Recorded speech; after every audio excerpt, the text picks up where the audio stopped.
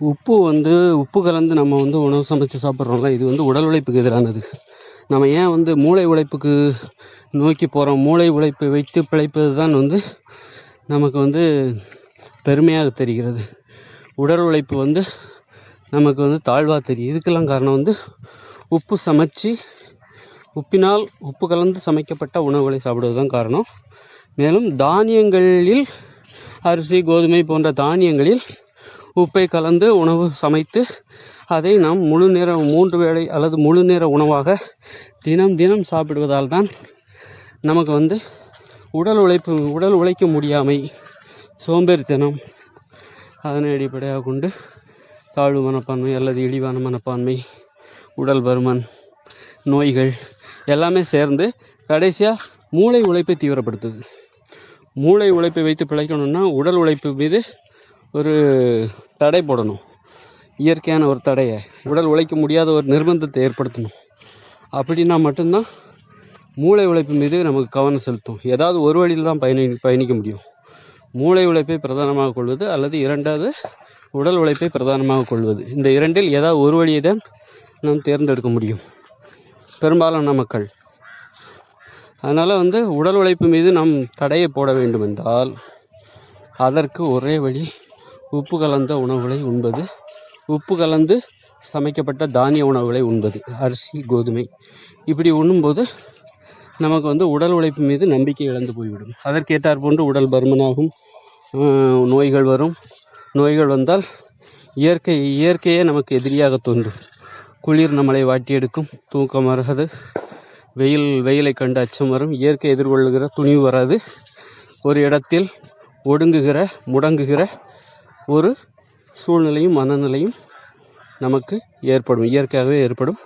அதனை மூலதனமாக கொண்டு மூளை உழைப்பில் கவனம் செலுத்தி அதன் மூலம் பெரும்பணம் சம்பாதித்து ஆடம்பரமாகவும் சொகுசாகவும் வாழ வேண்டும் என்கிற மனித உள்ளுணர்வு தான் நாம் உப்பு கலந்த உணவுகளை தீவிரமாக வெறிபிடித்து தேடி உண்பதற்கு மிக மிக முக்கிய காரணம்.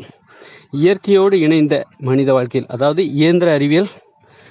இயந்திர அறிவியல் தொழில்நுட்பம் எதுவும் இல்லாத இயற்கையோடு இணைந்த மனித வாழ்க்கையில் அங்குள்ள மக்கள் உப்பு கலந்த உணவுகளை உண்பதில்லை. உப்பே அவர்களுக்கு கிடைக்காது. ஆதலால் அவர்கள் தங்களுடைய முழு நேர உணவாக பழங்கள், காய்கறிகள், கீரைகள், கடலைகள், பருப்புகள், முட்டை இது போன்ற உணவுகளை உப்பு கலக்காமல் உண்ணும் பொழுது அவர்களுக்கு காய்கறிகள்லாம் அவங்க சாப்பிடுவாங்க. அதனால் அவங்களுக்கு என்ன ஆகும்னா உடல் உழைப்பு மீது ஒரு தீராத காதல் ஏற்படும். உடல் உழைப்பு மீது ஒரு தீராத காதல். விவசாய நிலத்திற்கு சென்றால் அவர்களுக்கு எங்கிருந்து தான் அந்த ஆர்வமும் வேகமும் வருகிறது, சுறுசுறுப்பும் வருகிறது என்று அவர்களுக்கு தெரியாது. அந்த அளவுக்கு அவர்கள் உடல் உழைப்பு மீது தீவிரமாக ஈடுபடுவார்கள். உடலுக்கு தேவையான உழைப்பு அவர்களுக்கு அதில் கிடைத்துவிடும். மேலும் நடப்பதிலும் ஓடுவதிலும் ஆர்வமாக இருப்பார்கள். உங்களுக்கு தான் தெரியுமே, இயற்கையோடு இணைந்த மனித வாழ்க்கையில், அதாவது இயந்திர தொழில்நுட்பம் எதுவும் இல்லாத மனித வாழ்க்கையில் வாகனங்கள் கிடையாது, மோட்டார் வாகனங்கள் கிடையாது, கழுதைகளோ குதிரைகளோ மாடுகளையோ வைத்து வாகனங்களாக பயன்படுத்துகிற அந்த நடைமுறையும் அங்கு கிடையாது. ஆதலால் அவர்கள் எங்கு சென்றாலும் ஒரு இடத்திலிருந்து இன்னொரு இடத்திற்கு நடந்து செல்வார்கள், ஓடுவார்கள். ஏதாவது எடையை, பளுவை அல்லது தூக்கி செல்ல வேண்டும் என்று நினைத்தால் பழங்கள், காய்கறிகள், விவசாய நிலத்தில் உள்ள பழங்கள், காய்கறிகள் இவற்றையெல்லாம் தூக்கி கொள்ள வேண்டும் என்றால் அதனை கைகளில் தான் தூக்கி கொண்டு செல்வார்கள். அல்லது இயற்கையில் கிடைக்கின்ற பொருட்களை கொண்டு தயாரிக்கப்பட்ட கோணி, சாக்கு இவற்றிலிருந்து பைகளை தயாரித்து அதில் எடுத்து செல்வார்கள். கூடைகளை பின்னி, பனை ஓலைகளில் கூடைகளை பின்னி அதில் காய்கறிகளை எடுத்து கைகளால் எடுத்து செல்வார்கள். இதற்கெல்லாம் அவர்களுக்கு ஊக்கமாக இருப்பது உடல் உழைப்பு மீது உள்ள அந்த தனியாத ஆர்வம். சலிப்பே ஏற்படாத அந்த தனியாத ஆர்வம் தான். அதற்கெல்லாம் அடிப்படை காரணம் அவர்களுக்கு தெரியாது, நமக்கு தெரியும். என்னென்றால் உப்பு கலந்த உணவுகளை அவர்கள் உண்பதில்லை. அதுதான் அவர்களுடைய சுறுசுறுப்பிற்கு, உடல் உழைப்பு மீது உள்ள அவர்களுடைய ஆர்வத்திற்கு அதுதான் காரணம் என்று அவர்களுக்கு தெரியாது. ஆனால் நமக்கு தெரியும்.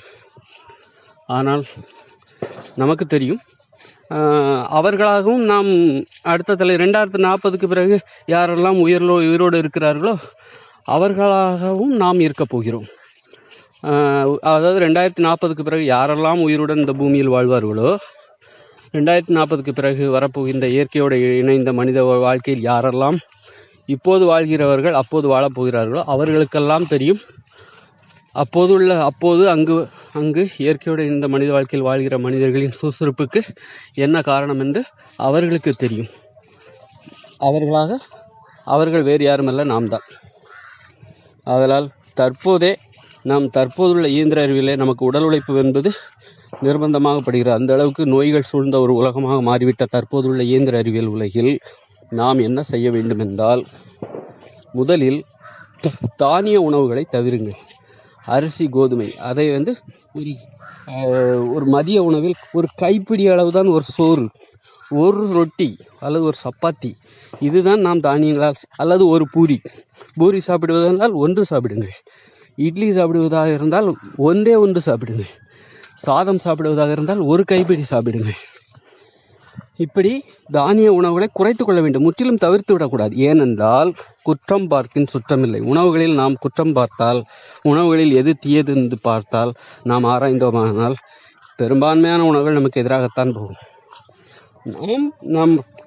நாம் பாதுகாப்பு கவசங்களை அணிந்து கொண்டு நாம் உணவுகளை எதிர்கொள்ள வேண்டும். பாதுகாப்பு கவசம் என்றால் என்னவென்றால், உணவுகளை பற்றிய அறிவுதான் நமக்கு உள்ள பாதுகாப்பு கவசம். உணவுகளை பற்றிய அறிவு, தானிய உணவுகளை குறைவாக சாப்பிட வேண்டும். அதுதான் மிக மிக முக்கியமானது. இட்லி சாப்பிடுவதாக இருந்தால் ஒன்று, சப்பாத்தி சாப்பிடுவதாக இருந்தால் ஒன்று, பூரி சாப்பிடுவதாக இருந்தால் ஒன்று தான் சாப்பிட வேண்டும். சாதம் சாப்பிடுவதாக இருந்தால் ஒரு கைப்பிடி சாப்பிடுங்கள். பழைய சாதம் சாப்பிடுவதாக உங்களுக்கு ஆர்வம் இருக்கிறதா? ஒரு கைப்பிடி பழைய சாதம் போட்டு அதில் மோர் கலந்த பழைய அந்த சாதத்தில் உள்ள அந்த தண்ணீரை கலந்து, நீத்தண்ணி என்று எங்கள் ஊரில் சொல்வார்கள், அதனை கலந்து ஒரு கைப்பிடி பழைய சாதத்தை போட்டு உங்கள் ஆசையை தணித்து கொண்டு, பெரும்பாலும் காய்கறி, வேக வைக்கப்பட்ட காய்கறி, அதன் பிறகு பழங்கள், காய்கறிகள் உப்பு கூட சேர்த்து கொள்ளுங்கள், குறைவான உப்பை சேர்த்து கொள்ளுங்கள். அப்புறம் கடலைகள், வேர்க்கடலை, எளிமையான உணவுகளை தேடி போங்க. தினம் பப்பாளி சாப்பிடுங்க, தினம் ஒரு கொய்யாப்பழம் சாப்பிடுங்க, தினம் ஒரு திராட்சை சாப்பிடுங்க. ஒரு திராட்சை இல்லை, ஒரு கைப்பிடி அளவு திராட்சை சாப்பிடுங்க. திராட்சையிலெல்லாம் இப்போ என்ன பண்ணுறாங்கன்னா, முன்னாடி திராட்சையில் மருந்துகளை தெளித்தார்கள், அதாவது ஸ்ப்ரே மாதிரி வச்சுக்கிட்டு தெளித்தாங்க. இன்றைக்கி திராட்சை தோட்டத்தில் காய்த்து தொங்குகிற திராட்சையை பூச்சி மருந்து, ரசாயன பூச்சி மருந்து கலந்த கலவை நிரம்பிய ஒரு பாத்திரத்தில் தொங்கி கொண்டிருக்கிற திராட்சையை முக்கி எடுக்கிறார்கள். முழுவதுமாக மூழ்கச் செய்து, அந்த ரசாயன மருந்தில் முழுவதுமாக மூழ்கச் செய்து எடுத்துக்கொண்டு இப்படி அவர்கள் திராட்சைக்கு மருந்து தெளிக்கிறார்கள். இதன் மூலம் அவர்களுக்கு சிக்கனமாக ரசாயன பூச்சி மருந்து கலவையை நாம் சாப்பிடுகிற திராட்சையில் தெளித்து பூச்சிக்கொல்லி வராமல் தடுப்பதாக அவர்கள் கருதி அதுபோன்று செய்கிறார்கள். அதற்கு பதிலாக பஞ்சகவ்யா அதுபோன்ற இயற்கை உரங்களையும், பஞ்சகவ்யாவில் திராட்சையை காய்த்து தொங்குகிற திராட்சையை முக்கி எடுக்கலாமே, ஏன் இதுபோன்று யோசிக்க மாட்டேன் என்கிறார்கள். நான் மூச்சு வாங்க பேசிக்கொண்டிருக்கிறேன். ஏனென்றால் நான் ஒரு தோட்டத்தில் இப்பொழுது வேலை செய்து கொண்டிருக்கிறேன். இப்பொழுதுதான் நான்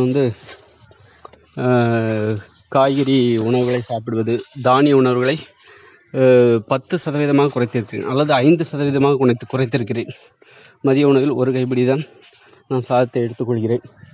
இட்லியாக இருந்தால் ஒன்று, சப்பாத்தி பூரியாக இருந்தால் ஒன்று, இப்படி தான் சாப்பிட்டு வருகிறேன்.